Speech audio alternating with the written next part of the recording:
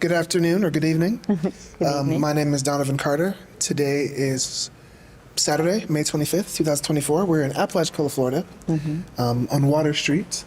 Today, I am joined by Bennett Carroll. Beckett Price. and we'll also have another researcher joining us shortly. And today we have the honor of interviewing Miss Denys Vasquez-Welch. Thank you so much for joining us today. You're welcome. And could you spell your name for the record first, please? Denys Okay. Vasquez-Welch. Okay. Awesome.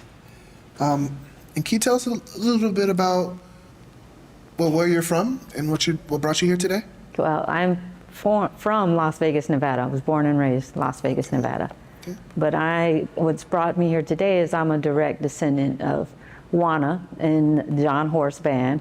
She is my fourth times great-grandmother, and that's what brings me here. I'm a direct descendant, and I came here to represent our family. This is amazing. Okay, I want to get the names correct, 'cause as you said them. So you said Juana and John Horse? Juana is her name. That's his sister. John Horse is the, most people know his name for the Second Seminole War. When you're talking about these wars, you know about John Horse, you know about Abraham, but nobody ever talks about the women. So we are on a mission to make sure that the women are being highlighted just as much as the men. And I'm a direct descendant of one fabulous woman. That's amazing. Yeah. We'll definitely be sure to speak the name of Juana as we continue in our interview. And also as we go back and we take the story back with us. Okay. She's not the only one. That's right. That's right. That's right. I can tell you about my other grandmothers. So as we talk, maybe they'll come out. That'll be good. So I guess what makes today important?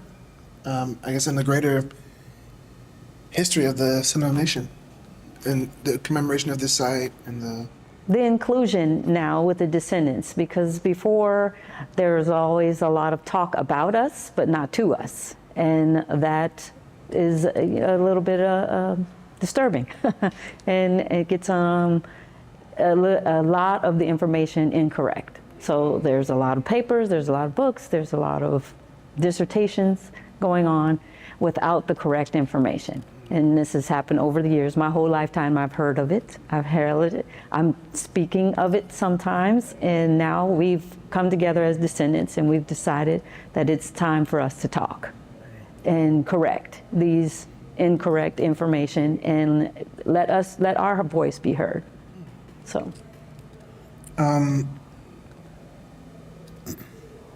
I love what you said here, talking about us but not to us, and this active kind of reclaiming history and, or I guess bringing truth to it.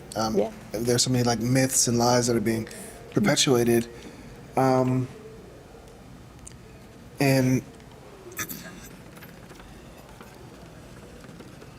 we spoke with some other folks earlier today, other kind of scholars and people who've been here and who've shared about why that is also important. But could you, I guess, as a direct descendant, speak maybe a little more intimately or personally about that? About why, perhaps, about just what makes this important continually, I guess, in bringing this to a new generation of people, especially, with the education in Florida going on right now, and I'm sure definitely in Texas, right? And Texas, Mexico, Oklahoma. Right. So what makes, I guess, what would you want to contribute to this education going forward? The narrative of the escaped slave, I've heard a lot of people when you were interviewing, they really harp in on that one.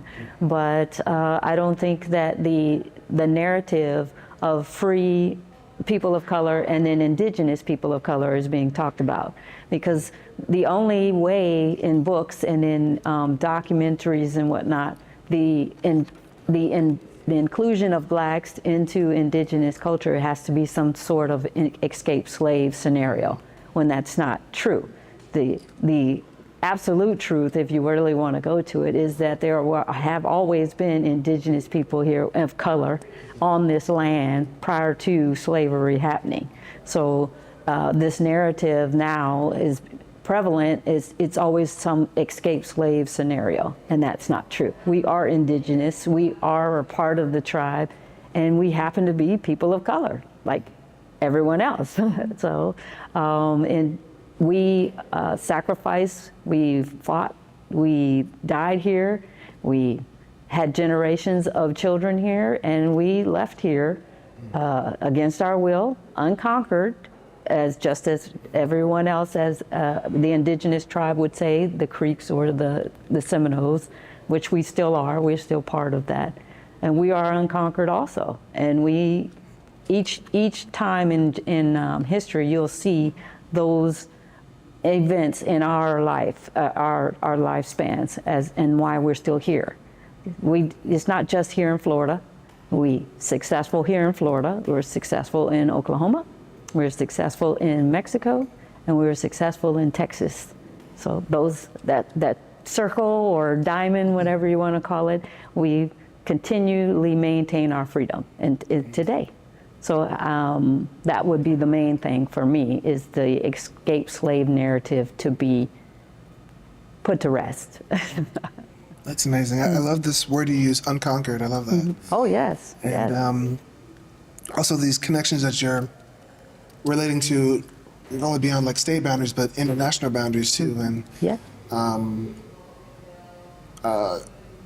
Just this, that diamond you mentioned, I love that that imagery. And I'll pass it off to Beckett. I have a question. Yeah, thank you. Greetings. Hi. I love the story that you're giving us, and I really love and appreciate your perspective. I just wanted to start off with that. I think on a day like today, so many people that we've interviewed have their own purpose and meaning as to what the fort aligns with them and sort of their ancestry and their culture. Mm-hmm. I think the runaway slave narrative is one that's very prominent in the overlap between the Seminole Nation and African-American enslaved cultures. Mm-hmm. What does it feel to you in a sense of being able to include your ancestors in a narrative that lets their autonomy speak for them, rather than it be sort of, in a way, I don't want to say subtracted, but they're so much more than that. Definitely. It means a lot because, again, when we don't speak, it's really not being told. And you really need to hear directly from us, the descendants. And that really gives you the context of what's really going on. And if we don't speak up, especially now in this day and age, that voice is just going to be gone forever. So I tell all my cousins and our family, this is our generation, is our time to make sure that this history is preserved. Because if we don't do it, it's gone forever. We're that middle hinge generation. We have all the necessary ingredients to make sure that this thing lasts. And so we decided as descendants that, okay, we're going to go out here and make sure our story is being told correctly. Because we were removed from here 186 years ago. And now I'm back, right? Because my great-great-grandmother and uncle and all of our ancestors weren't able to come back. And that was a longing that they had, and they weren't able to achieve that. So now I am. I've come back, I've come full circle for them. And I'm bringing along the rest of my descendants, or my descendants, my cousins. And we're coming back, and we're gonna make sure our story is being told correctly. It might not be pretty to a lot of people, but it is the truth. And the truth is just what it is. And that's what we're here to do. Mm-hmm. Oh, that's so powerful. Thank you. You're welcome. Sorry. Oh, no, you got no. Quick question. Yeah. You said you kind of were able to return back. Is this your first time in Florida? No. I've been in Florida for about 5 years now. And it's odd, but I was called. I was called home here, and I had no intention of being in Florida. I'm, like I said, from Las Vegas, Nevada, and I come here. Every part in my life has led me to this moment. So I've been called home, and I'm doing the work. So I'm not the only one. A lot of my cousins are here too. So I'm here to spread the medicine. I'm the firekeeper, as we say in our culture, as bringing the history and the genealogy, is keeper of the flame, and I'm one of many, and I do my part, my side, to make sure all of our family members know our history, and that you're tied to each other. So that's a main thing that's missing, because identity is very, very problematic in our community because of all the migrations. It's hard to say that we are one, right? So we have the Seminole history part, the African part, and then with the Mexico part, we have that another layer, right? So, who are you? And like, what box do you choose? There's no box for us. We are all of that, and then some more. So it's very important that we tell our story so we know who we are, and so you can know who we are and stop trying to tell us who we are. So that's one. So I want to ask you, on that note, you kind of telling, not being told about, but speaking for yourself, right? Right. How did you come to learn this history or come to learn this story? How was it taught to you? Oh, we've been taught as a kid from the beginning. When you were around my aunts, uncles, cousins, extended family, we gather all the time and talk about our history. My aunt Tila, she's the main one. She's the oldest of my father's family group of the women, the matriarch. And she would always sit us down and say, "You've got to know this history." And she would tell us stories, and mainly it would be the battles of the Seminole Negro Indian Scouts, because it was in Texas, and that's a big history in Texas for us. And we're the only Indian Scout troop or regiment, you want to call it a regiment, that's not recognized as an Indian Scout regiment. But we are called, and all of our documents say Seminole Negro Indian Scout, but they are not recognized. So if you go to the National Archives and you ask for the Indian Scout regiments, you will not find one in Texas, although we are there from 1870 to 1914. And the interesting part of that is because of the color component. That's the only reason, nothing else. But we do exist, and we did exist, and we did such a phenomenal job. We have 4 Medal of Honor recipients in that, and it's the second largest burial site. We have a burial site there in Brackettville, Texas. 4 Medal of Honor recipients that are buried there. It's the second largest site of burial for Medal of Honor recipients outside of Arlington National Cemetery. Like, that is the history that we hold in our community. And that's just the end of our history, because, the Seminole Wars, we go from there, and then you got your history in Oklahoma, and then you go to Mexico. We got loads of history there, some fighting in there, Maximilian, we got some things in there. So then we go to Texas. So this is a very layered, very complex history, and lots of historical moments that are untold to books, right? But not untold to us. The family we know, they're like, we've heard this our whole life, my whole life. But it's unknown to outsiders. So it's not little known, and then it's not hidden. It's just not known to you. Wow. And I'm sure there's just an incredible power in that, kind of holding the history amongst yourselves and keeping it. You said you've been in Florida for a while, but have you been to, I believe, Nacimiento in Mexico as well? Yes, of course. That's where my father was born. Oh. I'm going in June Juneteenth, we have a celebration. It's the only city or town in Mexico that celebrates Juneteenth.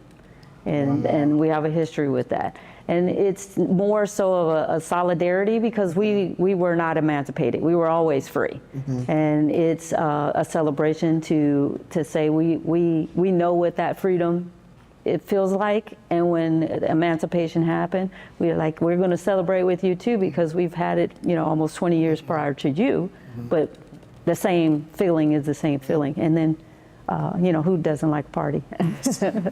So yes, I go, it happens every year, but I don't go every year. My father wants to go back this year again. He's in his 80s, so, don't get many times between when you get to be 80 to go back and forth. So anytime he wants to go, we go. That's amazing.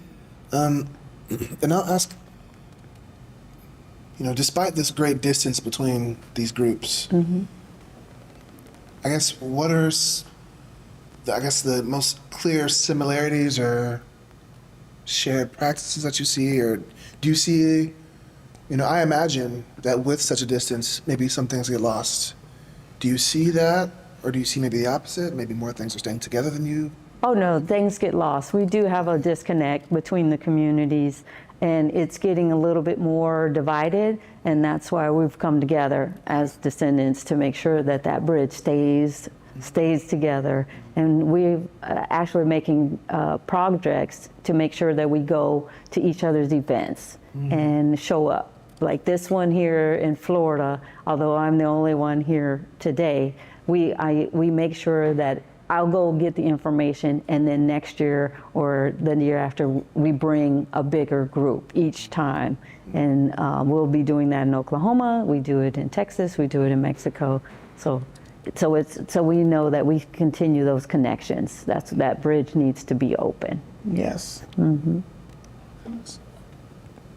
Yeah, I wanted to know about, sorry, I guess I'm making an assumption. You went out to the fort this morning with everybody, right? Yeah. Okay, so I wanted to know what it was like to stand on the ground that your ancestors stood on. What was it like to be on that same site, and what feelings sort of arose? It's euphoric, really, when you go walk in the footsteps of your ancestors. Now, this fort here, I'm not necessarily certain that my Juana and John Horace were here. I know the books try to say that, but it's a contradiction there. And so that's another part we're trying to do as descendants to make sure that history is actually accurate. But as far as Abraham and whatnot also too. But there's also other sites that I've been through too in Florida, and I know that my ancestors were there. And when I'm there, it's like I said, it's euphoric. It's like looking through their eyes. And I've tried to make sure that not only that I do that I bring my children and my grandchildren along with my cousins, and they bring their children and grandchildren, because there's no story that you can hear that's going to give you the feeling when you actually put your feet where their feet were. And especially talking about the battles, because when you're talking about a battle and when you're talking about death, right? It's hard to fathom that, because it's 100 and something years ago. But if you go and you put your feet on that land and you look and see what they saw and try to imagine what they went through, it's a whole different feeling. And I try to make sure that when I'm there, I get these, I don't know, I don't want to call them callings, but the feelings, you get feelings, and things speak to me. And I really appreciate that. So that's what I've got. When I get that, it's not scary or spooky, it's more reverence.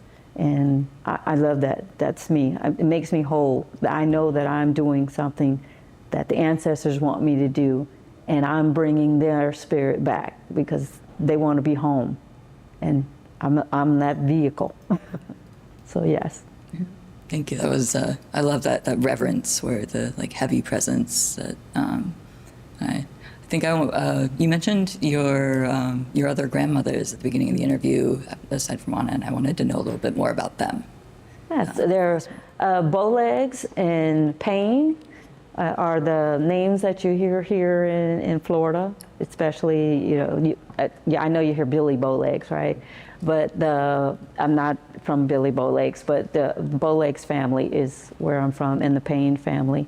And I don't want to give you their names right now because I'll be doing a whole skit on that, but I'll give you their last names.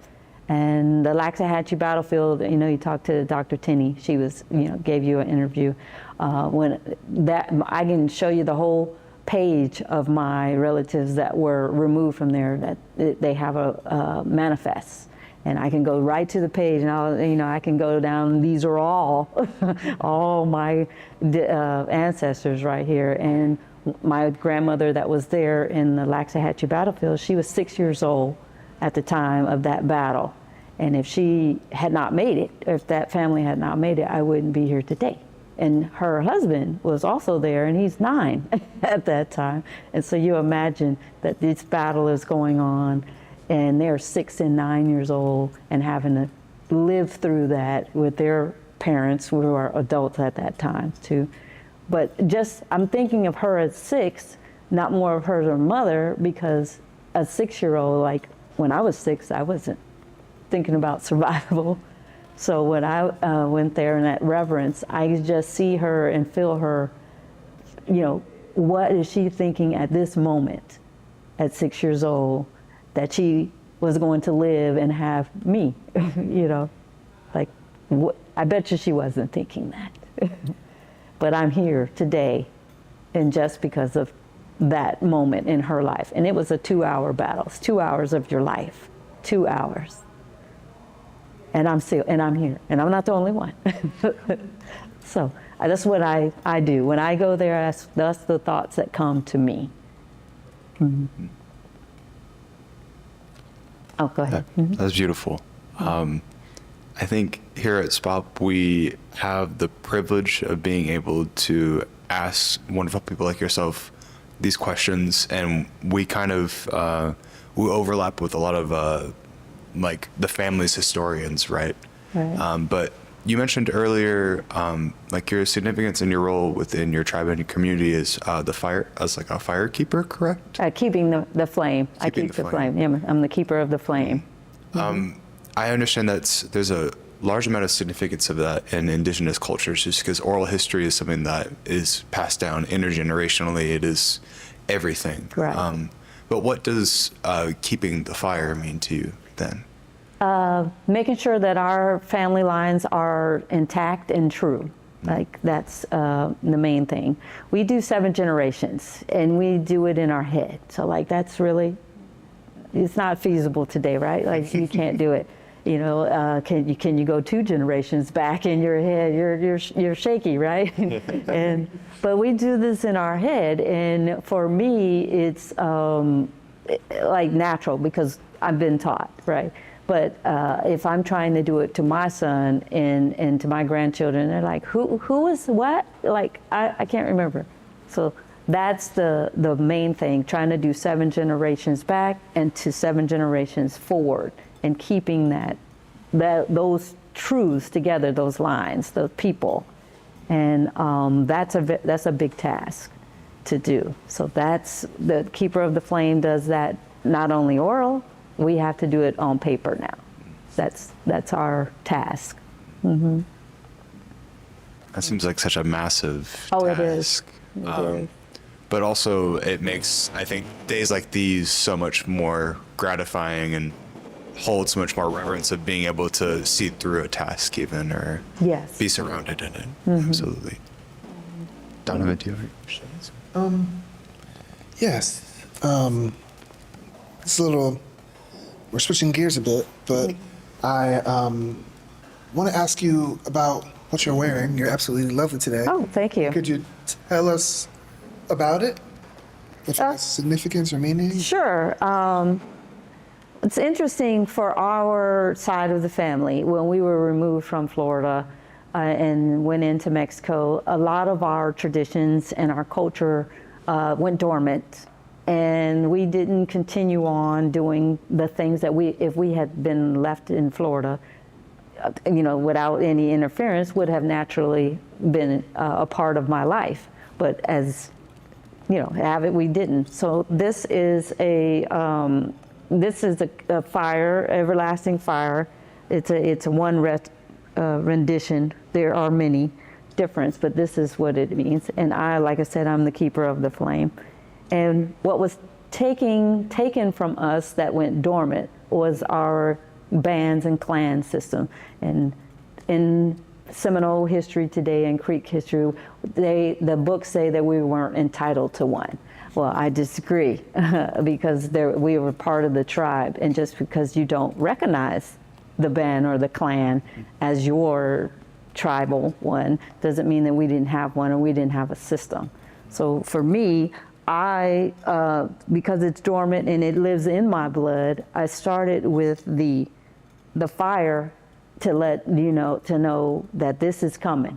We're coming back. We've already returned, and now we're bringing our genealogy together, our family lines. The fire's coming, and then we're going to bring our bands and clans back together, because that, like I said, wasn't taken. It's just dormant, and now the fire is igniting that. So that's what this is, and had it specially made to say the fire is hot, is on. So That's yeah. amazing. Absolutely love that.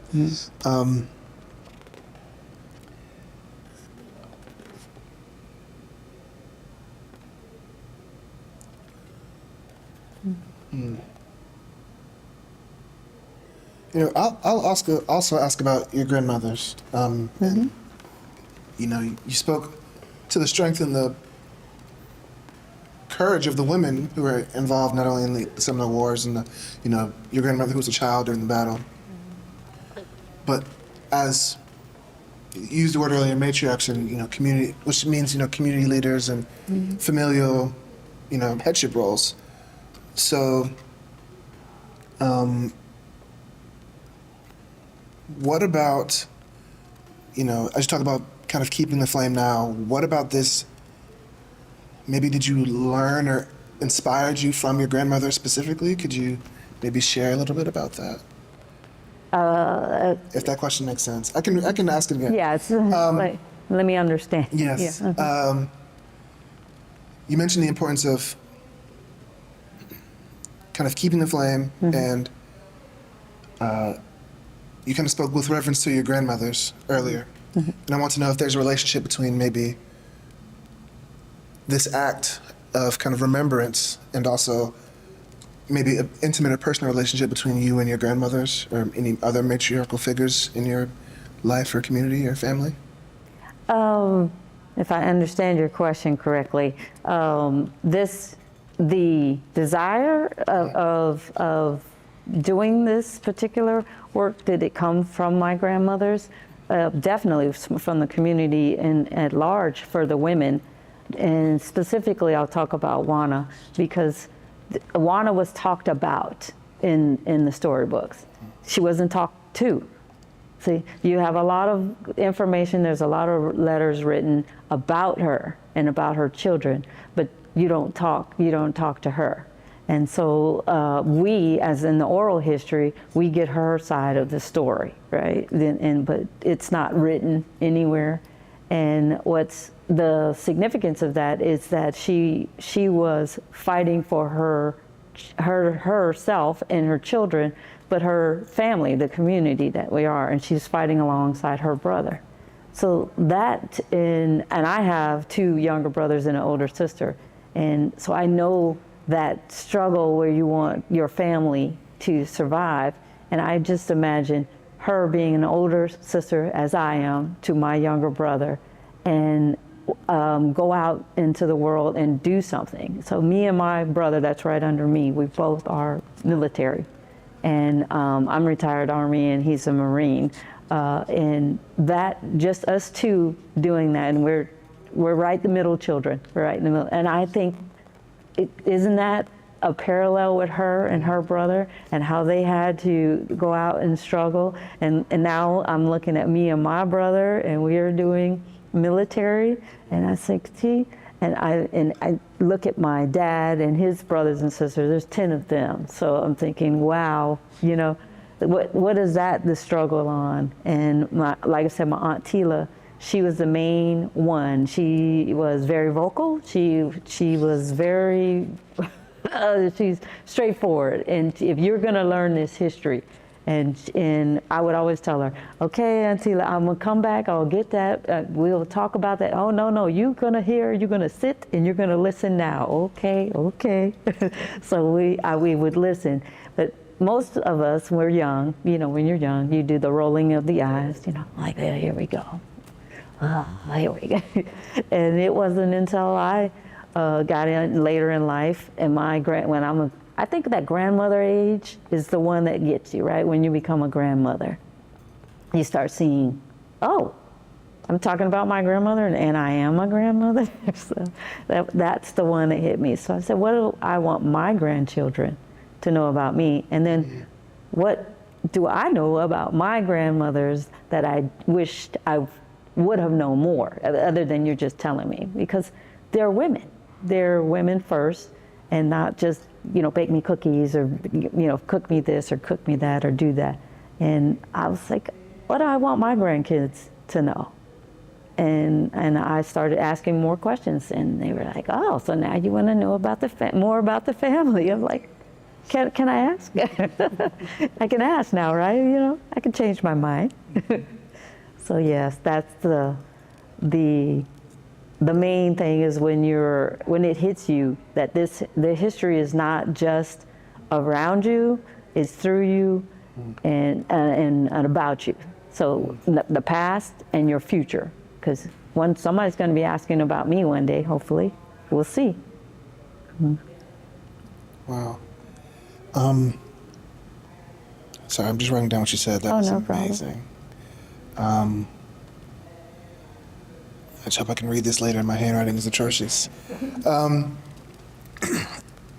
want to go back to Juana a little bit.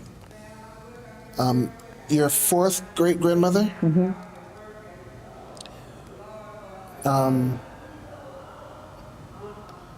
So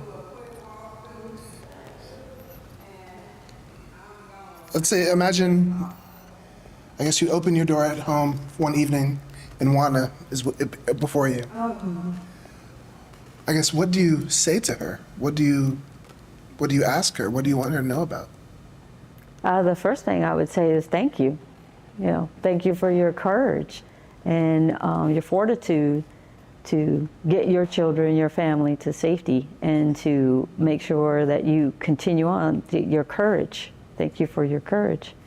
And without her saving her children, her surviving children, she lost 2. And the surviving children, and she had one that was shot later on. So 3 of her children were taken, or tragically taken from her. So, but she still continued on. She still kept going. She still kept being a survivor. And without that, I wouldn't be here. So I would say thank you. Would you ask her? Would you ask her questions? Oh, definitely. I would ask her. There definitely some very important questions about our history. I won't share that here, but yes, I would definitely ask her questions. And then I would definitely want to know if she is happy that, you know, I know she's happy about the return, but am I doing what she would want me to do? Like, in my path, am I doing these daily things that she would want me to be doing? And that would be my second question. Am I doing what you want me to be doing? Did you need me to do something else? So yes, I would be doing that. Is there anything you would want her to know about you? I think she knows it already, but you know, like I would definitely tell her that the main thing is to honor her return. Right, that's the one that I want her to know, that they weren't able to come back in the physical life, but I intend to make sure that their spirit is back. They have returned to their homeland, and that it has been restored. That full circle, we've come back. That's what I would want her to know.